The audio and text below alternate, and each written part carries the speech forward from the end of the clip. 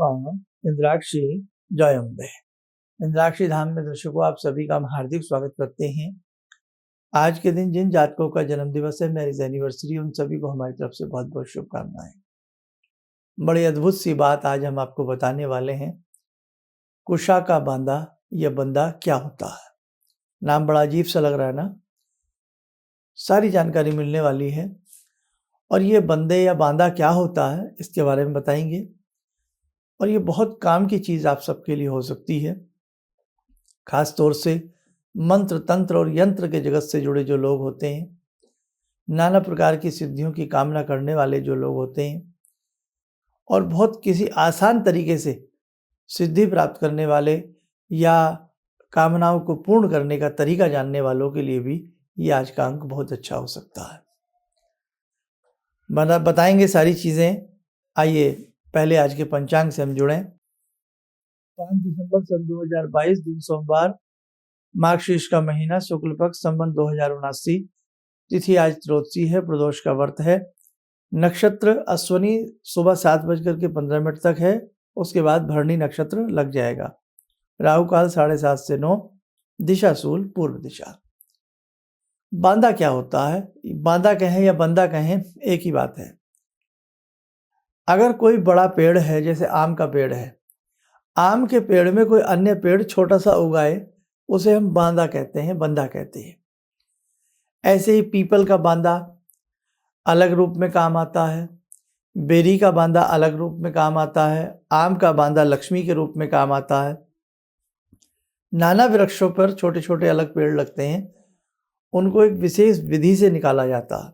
ठीक है, ये बड़ा यूनिक सा चैप्टर है, आप सुनिएगा इसको जरूर। बांदे भी 3 किस्म के होते हैं। बाल्यावस्था का बांदा, जवान बांदा और उससे ऊपर का प्रौढ़ अवस्था का बांदा। प्रौढ़ अवस्था का जो बांदा होता है, यानी कि पेड़ के ऊपर कोई बड़ा पेड़ उगाए, तो वो इस रूप में काम नहीं आता जो मैं आगे बताऊंगा। बहुत छोटा सा बांदा हो वो बड़ा कारगर होता है, थोड़ा उससे बड़ा भी हो वो भी चल जाता है, लेकिन बहुत बड़ा बांदा नहीं चल पाता। अलग अलग बांदों के अलग अलग प्रयोग हैं, अलग अलग काम में आते हैं। तो जो साधना सिद्धि चाहते हों, नाना भांति से घर में धन लक्ष्मी का आगमन चाहते हों, तो कुशा का बांदा। अब कुशा किसे कहते हैं? कुशा के आसन बनते हैं, कुशा पवित्र मानी जाती है। ग्रहण काल में कुशा को लिक्विड में, दूध में, दही में, माखन में, कई चीज़ों में उसको डाला जाता है ताकि ग्रहण का प्रभाव आपकी सामग्री वस्तु विशेष पर ना आए। कुशा जहाँ भी लगी होती है, और आपने देखा हो कुशा की मुद्रिका भी बनाई जाती है विशेष पूजन में। आपने देखा हो जब पूजन किया जाता है यहाँ बना करके, है ना, देखा हो ग्रंथि बनाई जाती है। अब जहाँ कुशा लगी हो वहीं एक लड्डू की आकृति का, गोल आकृति का नेचुरल बांदा बन जाता है कुशा के ऊपर। और भी कई प्रकार के कुशा के बांधे होते हैं, लेकिन मैं जिसकी बात कर रहा हूँ वो ध्यान रखें आप। दुर्वा का भी बांधा होता है, गोल लड्डू सा बन जाता है। कुशा के ऊपर कोई अलग से छोटा मोटा पेड़ उगाए या अलग से लड्डू जैसी आकृति का बांधा बन जाए, ये सोने पर सुहागा होता है और ये दुर्लभ होता है। जिसको ये मिल जाए उसकी एक विशेष विधि होती है, वो आज के अंक में नहीं, हमने पहले बताई थी, वहाँ से देख लें। उस विधि से, जैसे हम केले की जड़ लाते हैं ना, पहले निमंत्रण देते हैं फिर उसको लाते हैं, लेकिन इसमें भी कुछ कुछ ऐसा ही है, लेकिन कुछ अलग अलग मंत्र है। कुशा के बांधे को ले आए, ला करके घर में उसको पूजा पाठ किया, पंचोपचार विधि से सिंदूर का छींटा दे करके लाल कपड़े की थैलिया में से सिल करके आप अपने कोष में रखिए, धन रखने के स्थान पर रखिए। धन यक्षिणी का कोई विशेष मंत्र पढ़िए या भगवती लक्ष्मी का कोई विशेष मंत्र उसके सामने प्रतिदिन पढ़िए। गायत्री मंत्र तो हम जपते ही जपते हैं करीब करीब सभी अपने घरों में। आप माने ना माने, दिन दुगना रात चौगुनी तरक्की आपको महसूस होने लगेगी। लेकिन मेरे प्यारे प्यारे बहुत अच्छे साधकों, ध्यान देना, ये सब चीज़ें बाजार में नहीं मिलती। अब सारी चीज़ें मार्केट ने हथिया ली हैं। हाँ, आप पूजा पाठ की जो दुकानें हैं आप उनसे कुछ भी ले लो, सब चीज़ें मिल जाएंगी, लेकिन ध्यान रखना रोली मोली सिंदूर, कान के झुमके, चुनरी, दुपट्टे, ये सारी चीज़ें मिल जाएंगी, लेकिन जो हम चीज़ें इस प्रकार की विशेष मार्ग की बताते हैं वो कदापि वहाँ से मत लेना। अगर मिलती भी हैं तो संशय है, 100% संशय है। आप ध्यान रखना, 99 भी नहीं कह रहा हूँ मैं। कुशाके बांधे में 100% संशय। ये तो भैया आपको कोई साधु सन्यासी आपको बतावे और फिर उस विधि से आप लेके आइए, या आप खेत खलियानों में कहीं आपका ऐसा आना जाना होता है। अब जैसे हम लोग हैं, हम लोग घूमते हैं, यत्र तत्र घूमते हैं, कई बार ऐसी चीज़ें निगाह में पड़ जाती हैं तो पूजा पाठ करके किसी सेवक को भक्त को बता दिया जाता है कि बेटा आप इसको ले लो। लेकिन अब हम भी आपको कहने लगे कि कुशाके बांधे हमारे पास बहुत सारे हैं, हमारे संस्थान से मंगाइए, हमारे यहाँ कुशाका बांधा प्योर मिल जाएगा। नको, ये बिल्कुल सरासर बात गलत हो जाएगी, ध्यान रखना। हाँ भाई, बेईमान तो कोई भी हो सकता है, आज हम सही हैं, कल हमारे मन में कुछ गलत बात आ सकती है, इसलिए कभी हमारी बात पे भी ऐसी ध्यान मत देना, है ना। देखो, अब ये सब चीज़ें बाजार से नहीं मिलती, तय हो गया। सौभाग्य से ये सब चीज़ें प्राप्त होती हैं। बहुत कहेंगे फिर शर्मा जी बता क्यों रहे हो जो प्राप्त नहीं होती। अरे भैया, सब्जेक्ट है, आपको समझा रहा हूँ, ये ज़िंदगी है, किस किस मोड़ पर ले जाती है। कभी आप कहीं घूम रहे हैं और आप कहीं किसी ऐसे स्थल पर हैं, खेत में, खलियान में, कहीं ऐसी जगह है, इलाके में है, और वहाँ कुशा के ऊपर ऐसा लड्डू सा आपको दिख जाए तो मेरी बात याद तो आएगी ना। आम का बांधा तो बहुत मिलता है, पीपल का बांधा बहुत मिलता है। क्या आपने देखा नहीं पीपल के ऊपर अन्य पेड़ उगाता? देखा है ना, बहुत लोगों ने देखा होगा।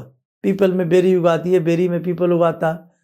तो थोड़ा छोटा सा चाहिए, लेकिन उसके विधान अलग हैं, वो कभी बाद में बताए जाएंगे। फिलहाल आज इस पे ध्यान रखें आप। एक सब्जेक्ट तो आपको पता लग रहा है ना।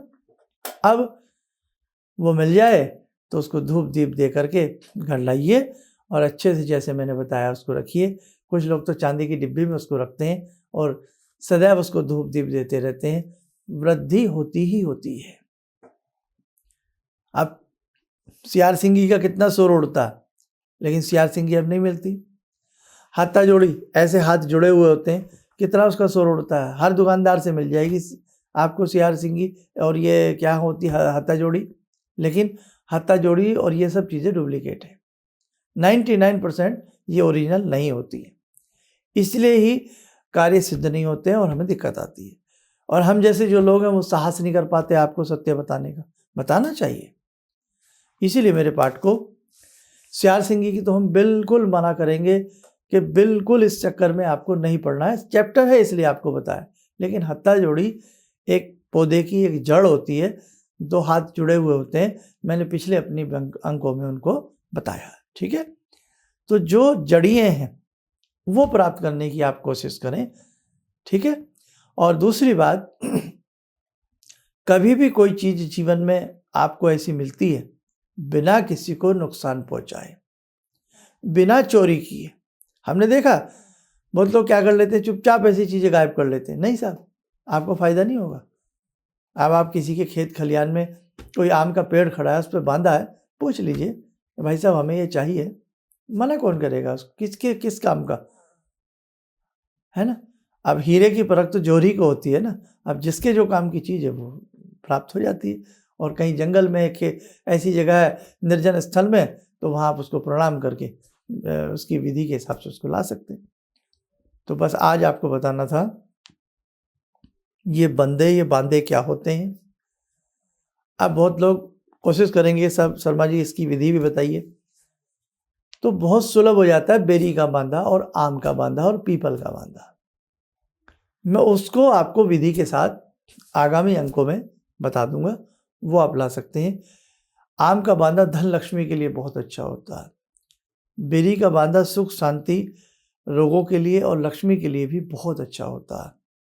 पीपल का बांधा भक्ति को बढ़ाने वाला, भक्ति मार्ग पर अक्सर अग्रसर करने वाला बहुत अच्छा माना जाता है। आइए समय चला आज की ध्यान साधना का। आज की ध्यान साधना में जुड़ते हैं भगवान शिव शंभु से।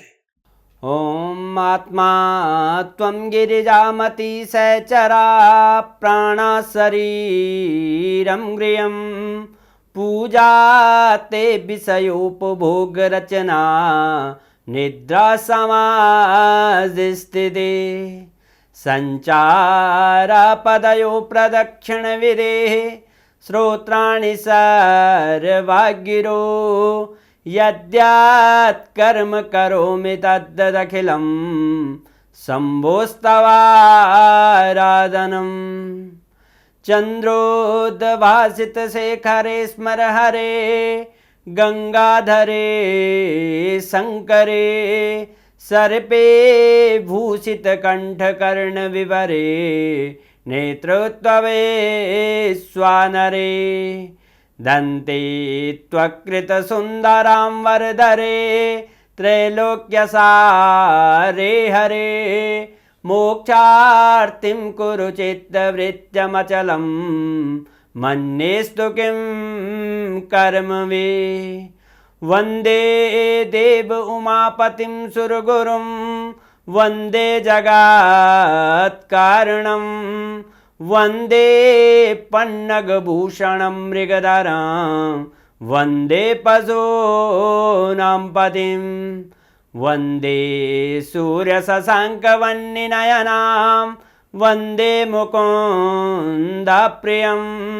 वन्दे भक्तजनश्रयं च वरदां वन्दे शिवं शङ्करम् ॐ कर्पूरगौरं करुणावतारं संसारसारं भुजगेन्द्रहारं सदा वसन्तं हृदयारविन्दे भवं भवानी सहितं नमामि भवं भवानी सहितं नमामि।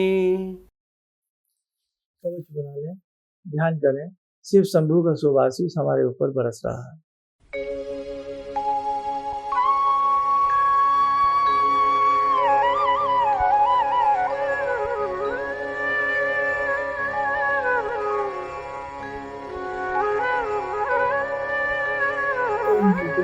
खोलें, सामान्य हो जाए।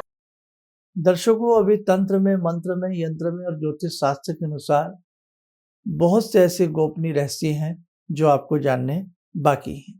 भले ही आप इन रहस्यों पर ना चलें, पर कम से कम ज्ञानवर्धन आपको हो सकता है।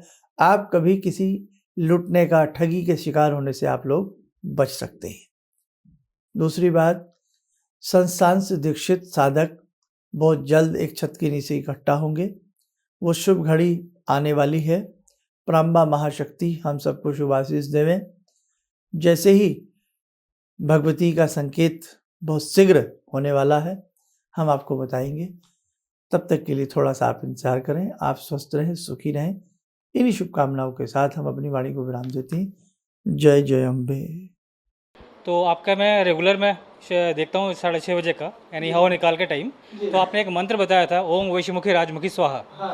जी, मेरा ऑफिस में हमेशा कलकत्ता में जो होता है, कोई भी हो, बैक ऑफिस में कोई झमेला, खिटपिट, बॉस के साथ खिटपिट, इधर पार्टनर्स के साथ खिटपिट हमेशा लगा रहता था। कुछ भी हो जाए, बात करो, चिढ़ जाता था। ये रेगुलर मैं सुबह पूजा करने के बाद वहीं पे पूजा घर में ही बैठ के मैं 21 बार आपने कहा था, मैं 21 बार डेली जाप करता हूँ। अभी बहुत शांति से हूँ पंडित जी, कोई प्रॉब्लम नहीं है। किसी भी समस्या के समाधान के लिए मिले प्रसिद्ध हस्तरेखा एवं वास्तु विशेषज्ञ प्रोफेसर धर्मेंद्र शर्मा जी से। नोट: शिविर में भाग लेने हेतु एवं व्यक्तिगत रूप से मिलने के लिए कॉल करने का समय सुबह 10 बजे से शाम 6 बजे तक। हमारे विभिन्न ज्ञानवर्धक कार्यक्रम देखने के लिए आप हमें अभी सब्सक्राइब करें, बेल आइकन को प्रेस करें ताकि आप देख सकें हमारा कार्यक्रम सबसे पहले। और अधिक जानकारी के लिए फेसबुक पेज को लाइक करना न भूलें।